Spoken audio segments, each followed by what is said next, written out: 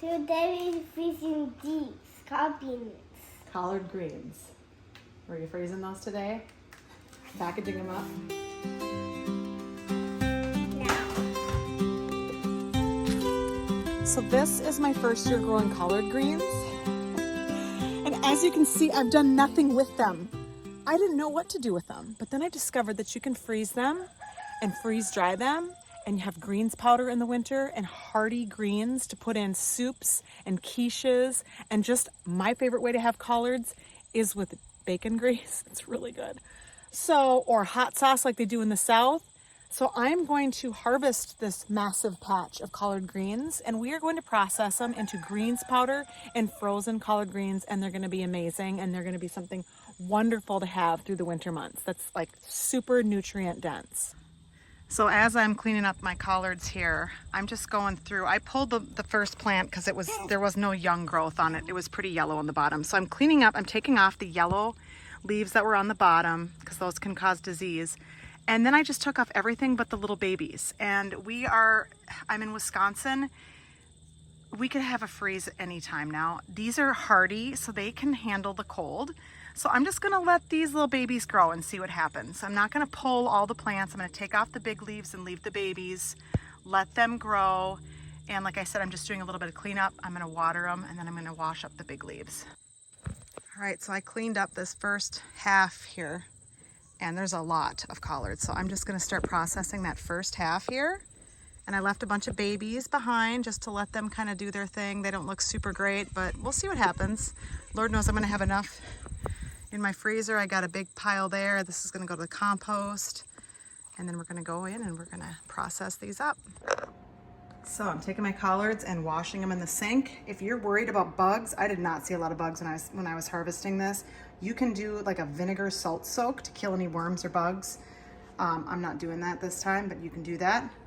Then I'm just going to let them dry a little bit, and I'm chopping them up. They're gonna go into here.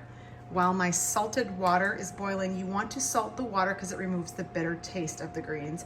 I want to blanch them so that I can stop the enzymes, and then they will last longer in the freezer. So I'm gonna blanch them for about 5 minutes, getting this water to a boil. While I chop these leaves up, I took out the spines. I'm putting the spines in a bag to use for soup stocks. And we're just gonna keep doing that until they're blanched. Then I'm going to strain them here, rinse them with cold water. No need for an ice bath. They're very hardy greens. And then I'm gonna put them on this sheet and freeze them overnight. So when I'm chopping them up, I just take out the ribs, and then you just roll them up like this. This is the easiest way to chop them.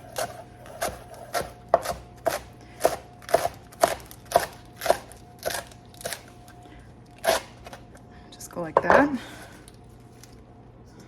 Throw them in here to get blanched. Just that easy.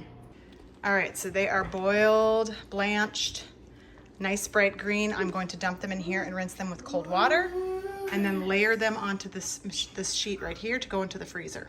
All right, so here it is on some cookie sheets with some parchment, and then there's all the ribs. I'm gonna throw those in the freezer too for soup stock.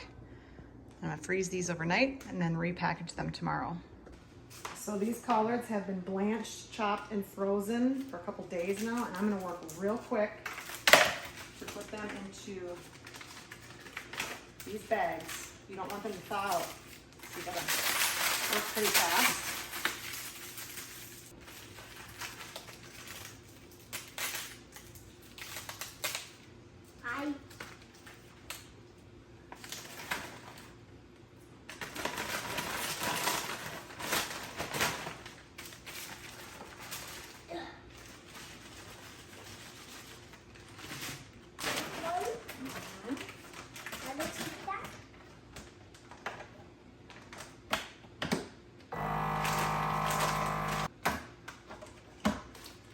So the reason why I froze it on the sheet first is because it keeps the shape a little bit better. If I had cut them and or blanched them and cut them and then put them in here and vacuum sealed, it would be like a flat, gross brick of kale or of collards.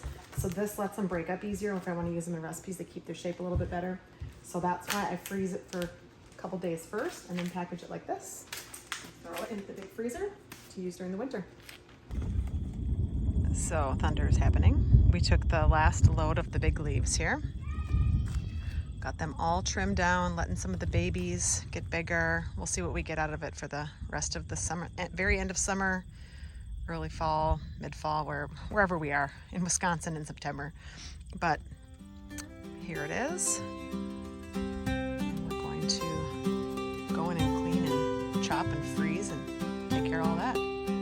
So we are stockpiling the freezer. I need to organize this, but we are stockpiling this freezer with greens for the winter. So we will be able to enjoy greens in the wintertime.